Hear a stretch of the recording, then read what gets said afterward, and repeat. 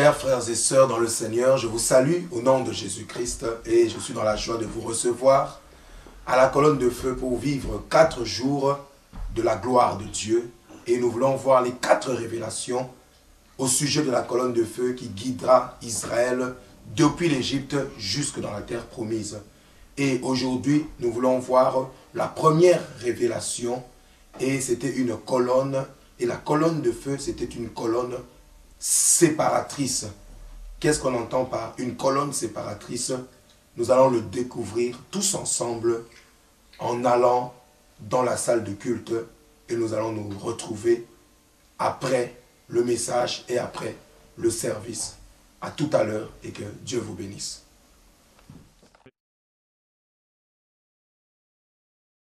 Nous voulons prendre la parole de Dieu ce matin. Nous lirons 2 passages. Le premier passage sera tiré du livre d'Exode.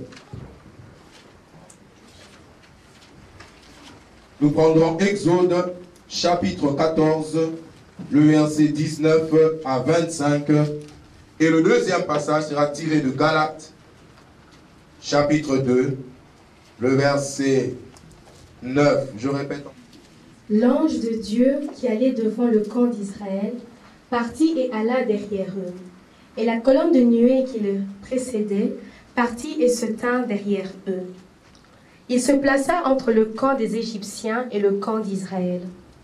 Cette nuée était ténébreuse d'un côté, et de l'autre elle éclairait la nuit.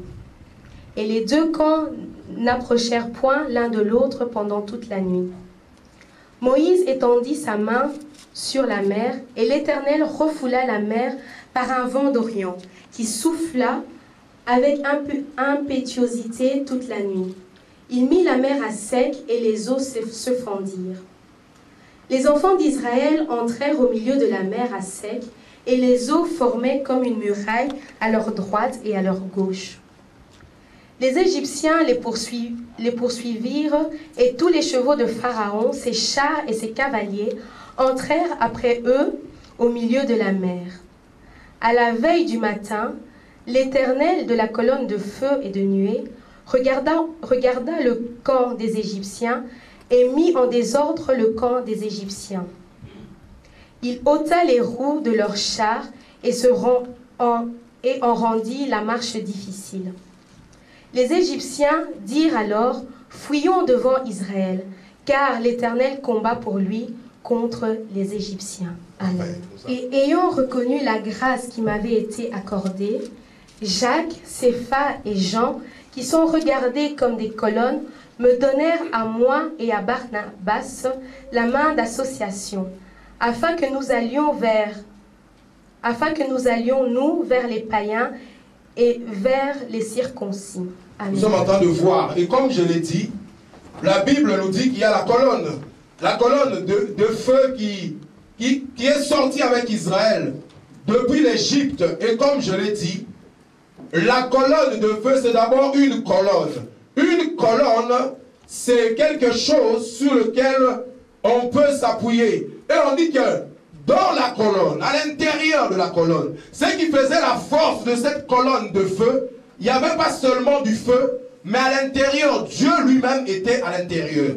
Christ lui-même était à l'intérieur. C'est pourquoi la Bible parfois dit l'ange de l'Éternel qui était dans la colonne de feu. Ou parfois dit l'Éternel de la colonne de feu était venu intervenir pour sauver les enfants d'Israël. Quand on dit l'ange, je vous ai dit que ange, c'est angelos, c'est-à-dire c'est un messager. Or, le plus grand messager, le plus grand et le plus puissant messager que Dieu ait envoyé, ce n'est pas un homme, c'est son propre fils, Jésus-Christ lui-même. Alléluia. Alléluia. C'est le plus grand messager, le plus grand ambassadeur du royaume des cieux, c'est Jésus-Christ lui-même.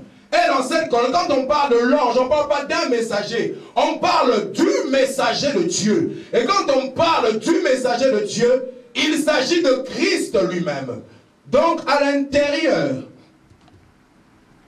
de cette colonne, il y avait Christ, il y avait Dieu lui-même, de manière visible, palpable, qui marchait devant Israël. Parce que là où Dieu est, c'est là qui constitue une colonne. Parce que, mes bien-aimés, une colonne, c'est quelque chose sur lequel on peut s'appuyer. C'est pourquoi à l'intérieur, il y avait Christ qui était là. Quand on parle de l'ange de l'Éternel, partout nous sommes en train d'étudier. Dans les vendredis, on voit Jésus dans l'Ancien Testament. Partout l'ange de l'Éternel apparaît, c'est le Christ qui se manifeste parce qu'il était déjà là.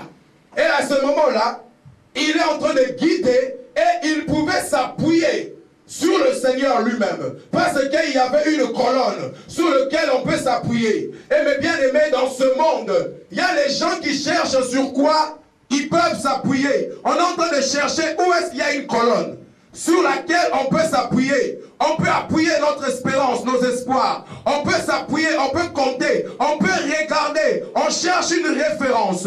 On cherche quelque chose, quelqu'un sur lequel on peut s'appuyer. Et Christ est cette colonne. Dieu est cette colonne sur laquelle nous devons nous appuyer. Pour que nous puissions savoir ce qui est bon ou ce qui est mauvais, il faut regarder qu'est-ce que Dieu dit de la chose. Pour savoir est-ce que je vais aller ou je ne vais pas aller, il faut demander est-ce que Dieu veut que j'aille ou Dieu ne veut pas que j'aille. Il faut qu'il y ait une colonne. Parce que dans ce monde de libertinage, de liberté excessive, et alors chacun a sa loi, chacun a ses idées, chacun a sa volonté. Il faut qu'il y ait une colonne quelque part pour pouvoir être une référence. Et c'est ainsi que Christ, il est la colonne. Il est cette colonne de la vérité.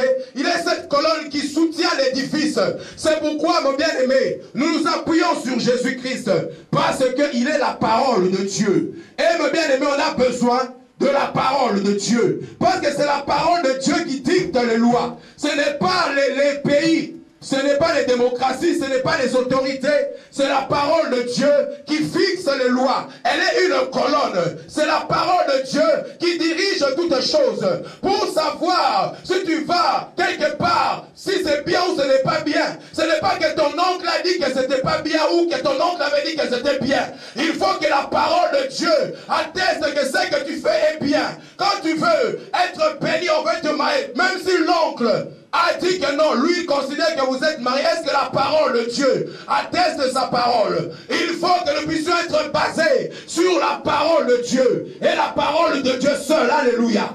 Il faut que tu puisses aimer la parole de Dieu. Au-delà de toutes choses, il faut que tu aimes la parole de Dieu. La parole est la référence dans ce monde. Parce qu'il y a plusieurs philosophies, il y a plusieurs idées, il y a plusieurs courants qui arrivent. Mais ce qui va faire qu'on va rester dans le véritable, c'est la parole de Dieu. C'est la méditation de la parole de Dieu. C'est pourquoi l'apôtre Paul a dit à Timothée, prêche la parole. Alléluia.